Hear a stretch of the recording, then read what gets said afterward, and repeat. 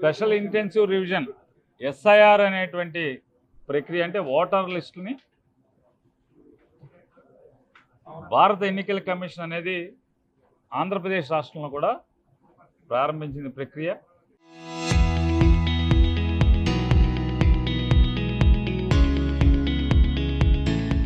దానిలో భాగంగా ఇవాళ జరిగినటువంటి సమావేశంలో ఆంధ్రప్రదేశ్ రాష్ట్ర సిఇఓ గారికి వైఎస్ఆర్ కాంగ్రెస్ పార్టీ తరఫున చెప్పడం జరిగింది. పలు రాష్ట్రాల్లో ఈ మధ్య కాలంలో జరిగినటువంటి పలు రాష్ట్రాల్లో ఉత్తర భారతదేశంలో కానీ లేదా అనేక రాష్ట్రాల్లో ఈ ఎస్ఐఆర్ పేరు మీద చాలా విచిత్రాలు జరిగినాయి అని చెప్పని, చాలా ఓటర్లకి ఓటు లేకుండా పోయిందని చెప్పని అనేక ఇట్లాంటి కార్యక్రమాలు జరిగినాయి అనేది వింటున్నాం, వార్తల్లో చూస్తున్నాం, టీవీల్లో చూస్తున్నాం. కాబట్టి ఆంధ్రప్రదేశ్ రాష్ట్రంలో మాత్రం బయట రాష్ట్రాల్లో ఎస్ఐఆర్ సందర్భంగా జరిగినటువంటి ఓటర్ల ఎత్తివేత కార్యక్రమం అనేది ఈ రాష్ట్రంలో జరగటానికి వీల్లేదు. దానికి అన్ని రకాల బాధ్యతను మీరే తీసుకోవాలి. దీనిలో అన్ని రాజకీయ పార్టీల్ని, అంటే దేశంలో ఏం జరిగిందో మాకు అనవసరం, ఆంధ్రప్రదేశ్ రాష్ట్రంలో మాత్రం అత్యంత పారదర్శకంగా రాజకీయ పార్టీలన్నింటినీ కూడా నమ్మకంలోకి తీసుకుని రాజకీయ పార్టీలకు అవకాశం ఇచ్చినటువంటి, రాజకీయ పార్టీ ఏర్పాటు చేసినటువంటి బూత్ లెవెల్ ఏజెంట్లు ఎవరైతే ఇప్పటికే పార్టీలు సబ్మిట్ చేసి ఉన్నామో వాళ్ళని ఆథరైజ్ చేసి బిఎల్ఓలు ఇంటింటికి ఓటర్లని ఎన్యూమరేట్ చేయడానికి వెళ్ళినప్పుడు ఖచ్చితంగా బిఎల్ఏలను కూడా, రాజకీయ పార్టీ ప్రతినిధులను కూడా కంపల్సరీ ఎంపడబెట్టుకుని వెళ్ళాలని చెప్పని, 18 సంవత్సరాలు నిండినటువంటి ఏ జెన్యూన్ ఓటరు కూడా ఓటు లేకుండా ఆంధ్రప్రదేశ్ రాష్ట్రంలో ఉండకూడదని చెప్పని, ఓటుని నిలుపుకోవటంలో, ఎందుకంటే 2002లో చివరి ఎస్ఐఆర్ జరిగింది కాబట్టి దాన్ని ప్రామాణికంగా తీసుకుని ఇవాళ మళ్ళీ కొత్త ఎస్ఐఆర్ చేస్తున్నారు అనేది మీరు చెప్తుంది కాబట్టి, భారత ఎన్నికల సంఘం చెప్తుంది కాబట్టి 2002 నాటి ఓటర్ల ముసాయిదాని కూడా ఫైనల్ పబ్లికేషన్ కూడా అన్ని రాజకీయ పార్టీలకు ఇమ్మని అడిగాం. అలాగే 2025 జనవరి 25 తర్వాత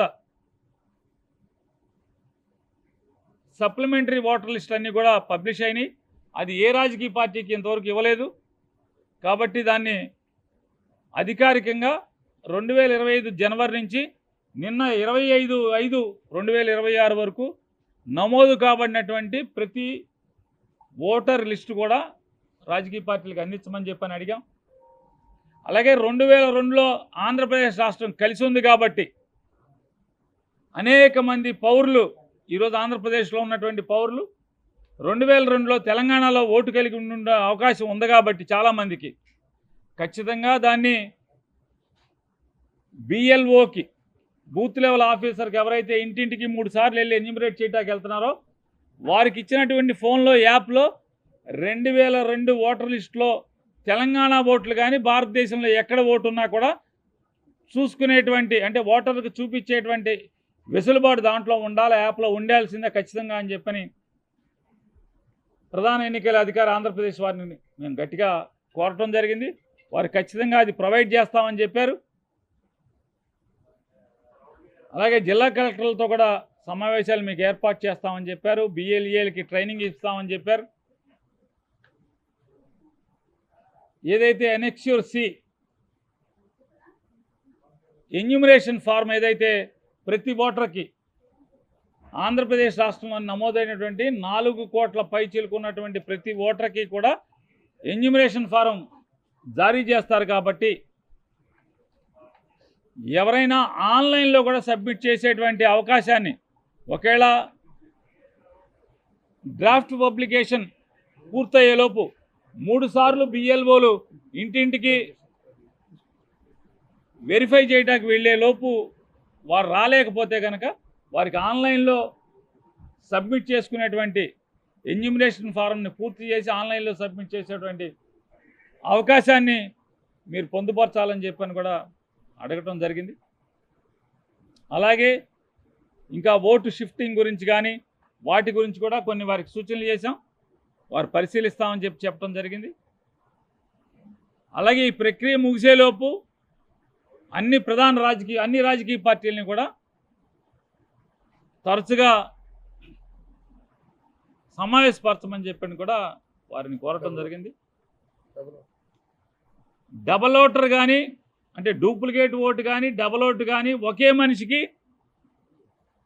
2 ఊళ్ళలో 3 ఊళ్ళలో ఒకే నగరంలో 2 డివిజన్లో 2 రాష్ట్రాల్లో 2 చోట్ల ఓట్లు కానీ ఇలాంటివి ఉండకుండా చూడాల్సిన బాధ్యత ఎన్నికల సంఘాంది అని కూడా వైఎస్ఆర్ కాంగ్రెస్ పార్టీ డిమాండ్ చేయడం జరిగింది. గట్టిగా నొక్కి చెప్పడం జరిగింది. ఈ బాధ్యత తీసుకోండి. మీరు ఎంత పారదర్శకంగా మీరు జెన్యూన్ ఓటర్కి ఓటు ఉండాలని మీరు ఆలోచిస్తున్నారో అలాగే ఏ మనిషికి డబల్ ఓటు దొంగ ఓటు ఉండకుండా చూడాల్సిన బాధ్యత కూడా మీ మీద ఉందని చెప్పని కూడా వైఎస్ఆర్ కాంగ్రెస్ పార్టీ గట్టిగా అంటే భారతదేశంలో ఓటు ఉండి ప్రస్తుతం విదేశాల్లో ఉండుంటే కనుక వారందరికీ అందుకోసం ఆన్లైన్లో ఎన్రోల్ ఫామ్ ఏదైతే ఎన్ఎక్స్యూసీ ఎన్రోల్మెంట్ ఫామ్ ఉందో ఆ ఫామ్ని సబ్మిట్ చేసేట్టుగా,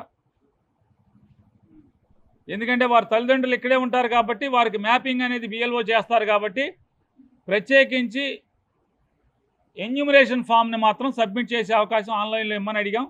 ఆల్రెడీ ఎగ్జిస్టింగ్ ఓటర్ గురించి అని చెప్పేది, ఆల్రెడీ ఓటు ఎవరికి ఉందో వారు ఈ ఎస్ఐఆర్ ఎన్యూమరేషన్ జరుగుతున్నప్పుడు బిఎల్ఓలు 3 సార్లు ఇంటికి వచ్చినప్పుడు ఎవరైతే లేకుండా ఉండే అవకాశం ఉందో వారి తల్లిదండ్రులో వారు పేరెంట్స్ వారందరూ ఉండేటువంటి అవకాశం ఇక్కడే ఉంది కాబట్టి వారికి మ్యాప్ చేసుకునేటువంటి అవకాశం అవుతుంది. కాబట్టి బిఎల్ఓ గారు వారికి ఒంటరిగా ఇద్దరు బయట ఉండే వారికి అందుబాటులో లేని వారికి ఆన్లైన్లో ఎన్రోల్మెంట్ ఫామ్ పూర్తి చేసి సబ్మిట్ చేసేదానికి ప్రొవిజన్ ఇమ్మని అడిగాం, చేస్తామని. ఇటీవల దేశవ్యాప్తంగా జరిగినటువంటి ప్రాతిపదికగా జరిగినటువంటి ఎన్నికల్లో పెద్ద ఎత్తున ఆరోపణలు వచ్చినాయి.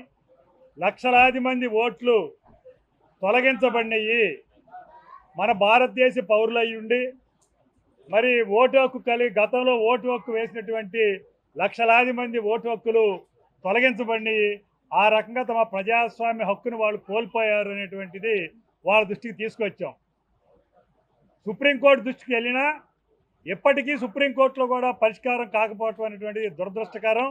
కాబట్టి మన రాష్ట్రంలో అటువంటి దానికి ఆస్కారం లేకుండా ప్రతి పౌరుడికి ఓటు హక్కు ఉండేటువంటి పద్ధతుల్లో ఈ నిర్వహణ అనేటువంటిది జరగాలి అనేటువంటిది మొదటగా మేము వాళ్ళ దృష్టికి తీసుకొచ్చినటువంటి అంశం. ఎందుకంటే బెంగాల్లో లక్షలాది ఓట్లు ఎత్తివేయబడినాయి, బీహార్లో గతంలో ఎత్తివేయబడినాయి. ఇందులో ప్రధానంగా మైనారిటీలు, దళితులు, బడుగు బలహీన వర్గాలు, లేదు చదువు అన్ఎడ్యుకేటెడ్ ఓటర్స్, అసంఘటిత రంగ కార్మికులు, వ్యవసాయ కార్మికులు, ఇటువంటి వాళ్ళయే ప్రధానంగా ఓట్లు తొలగించబడినాయి. చిన్న చిన్న కారణాలతో ఈ సర్టిఫికెట్ లేదు, ఆ సర్టిఫికెట్ లేదని పేరుతో, లేదు డేట్ ఆఫ్ బర్త్ లేదనే పేరుతో చిన్న చిన్న కారణాలతో ఈ ఓట్లన్నీ కూడా రద్దు చేయబడినాయి. అవి సుప్రీంకోర్టులో పెండింగ్లో ఉంది. సుప్రీంకోర్టు కూడా వాటిని ఇంకా తేల్చలేదు, త్వరలో తేల్చాలని కూడా చెప్పాం. కాబట్టి మన రాష్ట్రంలో దానికి ఆస్కారం లేకుండా నిజాయితీగా ఈ ప్రక్రియ జరగాలనేటువంటిది రెండోది. మూడోది, ఇప్పుడు ఇంటింటికి బిఎల్ఓస్ తిరుగుతారని చెప్తా ఉన్నారు. మేమేం చెప్పామంటే ప్రధానంగా పేదలు నివసించే ప్రాంతాల్లో, దళితులు నివసించే ప్రాంతాల్లో రోజువారీ కూలి పనులకి అనేక మంది వెళ్ళిపోతూ ఉంటారు. కాబట్టి బిఎల్ఓస్ అనేటువంటి వాళ్ళు మార్నింగ్ 7 నుంచి 10 గంటల లోపు వాళ్ళు బయట పనులకి వెళ్ళే లోపుగానే ఇంటింటికి వెళ్ళి ఈ ఎన్యూమరేషన్ కార్యక్రమం జరగాలి. లేకపోతే వాళ్ళు తర్వాత వెళ్తే ఇళ్లలో ఉండరు. వాళ్ళు లేరు కాబట్టి వాళ్ళ యొక్క ఓట్లు కోల్పోయేటువంటి ప్రమాదం ఉంది. కాబట్టి ఉదయం 7 నుంచి 10 వరకు ఈ బిఎల్ఓస్ ఇంటింటికి వెళ్ళి ఓట్లు నమోదు చేయాలని, అదే సందర్భంలో ఆదివారాల్లో కూడా ఈ ఓట్ల నమోదు కార్యక్రమాన్ని నిర్వహించాలని కూడా ఈ సందర్భంగా మేము చెప్పడం జరిగింది. ఇది రెండో అంశం, ఇది ముఖ్యమైన అంశం. మూడోది 2002లో ఓటర్ల లిస్టు ప్రాతిపదికగా మేము ఎస్ఆర్ నిర్వహిస్తామని చెప్తా ఉన్నారు. మరి ఆ ఓటర్ లిస్ట్ అయ్యి ఇప్పుడు దగ్గర లేవు. కాబట్టి అన్ని రాజకీయ పార్టీలకి ఆ 2002కి సంబంధించినటువంటి ఓట్ల లిస్టుని హార్డ్ కాపీని ఇవ్వాలని కూడా మేము కోరాము, పరిశీలిస్తామని చెప్పారు.